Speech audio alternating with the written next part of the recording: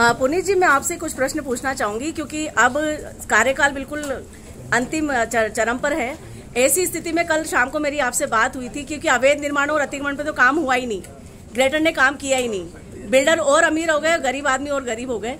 लेकिन उसी के साथ मैं आपको बताना चाहूंगी कि गौरव टावर पर इस वक्त अवैध पार्किंग चल रही है और मालवीय नगर जॉन नगर निगम जो ग्रेटर है वहां पर इस वक्त ये कंडीशन है कि वहां पर मुख्यमंत्री रोजगार गारंटी योजना के तहत काम हो रहा है, लेकिन वहां पर पर्ची नहीं बनाई जा रही, लोगों से डबल वसूली की जा रही है। कल ही कहा था जी कि आप मुझे उसका एक वीडियो बना दीजिए जी, आप एक मेरे को मैसेज कर दीजिए जी, और मैं कल ही आज कार्यालय छोड़ने से पहले जी उस सब तथ्यों को रिकॉर्ड पर लेकर जाऊंगा और कमिश्नर साहब से बात करके जाऊंगा। जी, आपको याद होगा कि मैंने पहले भी, आप सबको याद होगा कि मैंने पहले भी जो शिकायतें मिल रही थी stand, cycle stand, car stand इनकी, उसके बारे में रुक्मणी रियाड़ जी जब थी तब एक नोटशीट लिखी थी, उन्होंने एक आदेश निकाला था जिसमें प्रत्येक कमिश्नर को कहा था कि वो हर महीने अपने अपने क्षेत्र में पड़ने वाले साइकिल स्टैंडों का या ये जो भी स्टैंड अपन जिनको भी कह लें, इन पार्किंग स्टैंड्स का दौरा करे और उसके ऊपर निरीक्षण करे।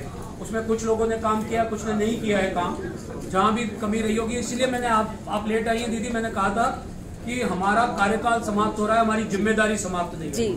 आप जो ध्यान में लेकर आए हैं उसके लिए लड़ेंगे। अब थोड़ी बाउंडेशन और कम हो जाएगी तो और थोड़ी मजबूती से। सर, एक अंतिम बात कहना चाहूंगी कि जो ठेकेदारों को ठेके दिए जाते हैं उसके बाद में उन्हीं के साथ सेटिंग कर ली जाती है, पर्चियां नहीं बनती है। नगर निगम ग्रेटर की पर्ची का नाम हटाकर वहां पर साधारण पर्ची पर लेटर दिए जाते हैं बकायदा, और डबल वसूली की जाती है। उसके ऊपर आप कैसे शिकंजा कसेंगे? क्योंकि ठेका तो आप दे देंगे, लेकिन शिकंजा कैसे करेंगे, मुझे वो रणनीति बताइए आप। दोनों चीजें की रिक्वायरमेंट है हमारे यहाँ से। तो जो हमारे अधिकारी कर्मचारी हैं उनका तो ठीक होना, उनका ईमानदार होना जरूरी है जी, पर नागरिकों का भी आप जैसे जागरूक होना भी जरूरी है जी। आप सामने लाएंगे तो कितना भी बेईमान से बेईमान, भ्रष्ट से भ्रष्ट अफसर हो, वो उसको भी लाज तो कभी ना कभी आती है, तो वो सारी चीजें ठीक होगी। ठीक है, thank you very much sir.